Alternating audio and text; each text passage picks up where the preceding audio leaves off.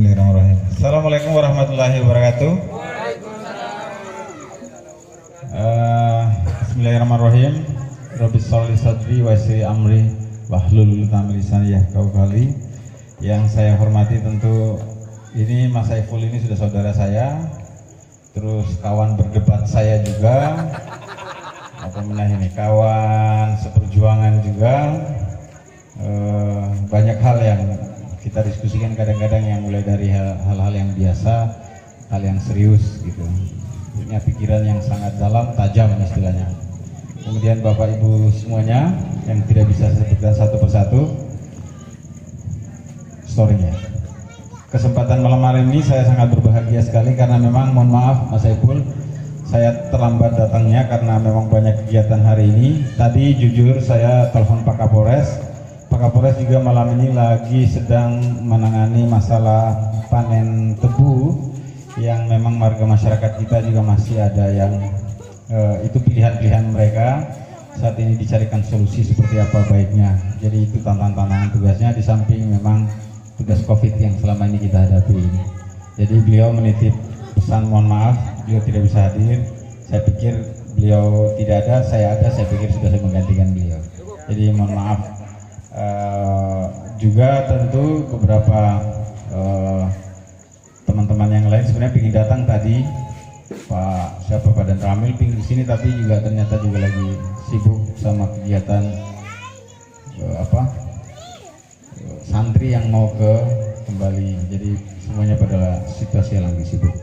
Baik, terima kasih. Saya diberikan kesempatan untuk memberikan sambutan. Dalam tubuh saya ini ada dua kapasitasnya.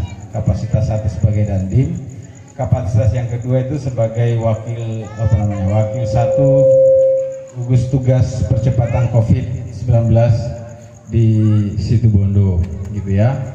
Saat ini apalagi kita mungkin mendengar kalau yang concern melihat data infografis yang ada sekarang ini, itu datanya mengejutkan lagi. Ada berapa, nggak salah ada 75 sekarang ya. Ada 75 yang angkanya terkonfirmasi positif melalui data swabnya yang ada. Ada beberapa hal tentu saya bahas yang agak sedikit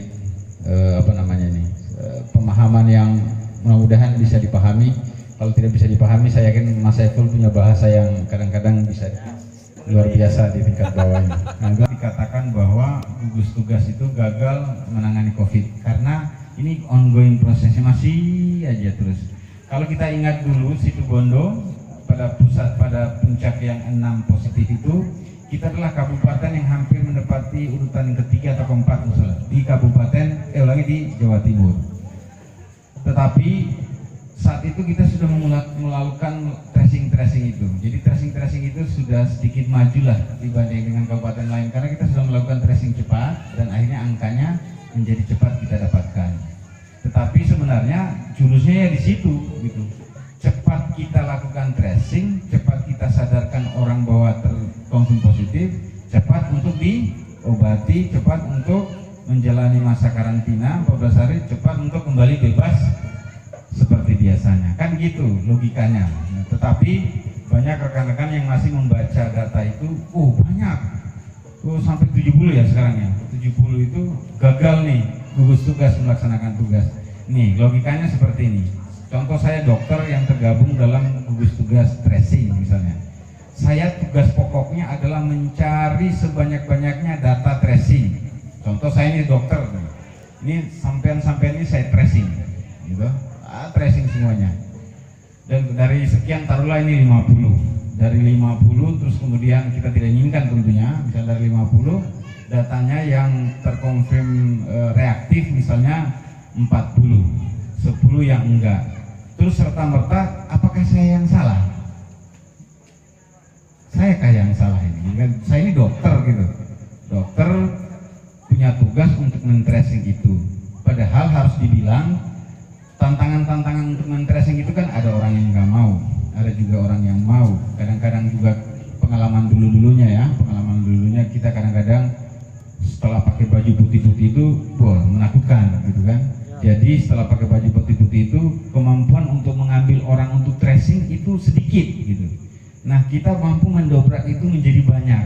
harusnya menjadi logikanya dibalik, bahwa kita mampu men-tracing sebanyak-banyaknya itu adalah prestasinya kerjanya ini ya. Jangan dipotong nanti, prestasi kerjanya tim tracing untuk men-tracing lebih banyak, karena tugasnya cukup itu saja. Nah, logika itu harus disambungkan dengan, loh kenapa ya 50 orang ini yang di tracing 40, yang reaktif 40, berarti artinya 40 yang ada di situ itu sedang virusnya melawan, entah apa, antibodinya sedang melawan sesuatu, entah virus corona, entah virus apa dan sebagainya, gitu. Kira-kira pemahamannya seperti itu. Maka banyaknya orang kita tracing orang dan terkonfirmasi reaktif itu tidak serta-merta bahwa gugus tugas itu gagal menangani COVID. Tetapi mungkin sisi lainnya gagal. Gagalnya di mana? Karena memang kita ada 3 tim di gugus tugas ini. Yang paling titik beratnya adalah ada yang disebut promotif preventif, kuratif, sama social safety net. Gampangnya itu, satu itu yang suka woro-woro istilahnya, yang suka tim gugus tugas yang mengingatkan itu.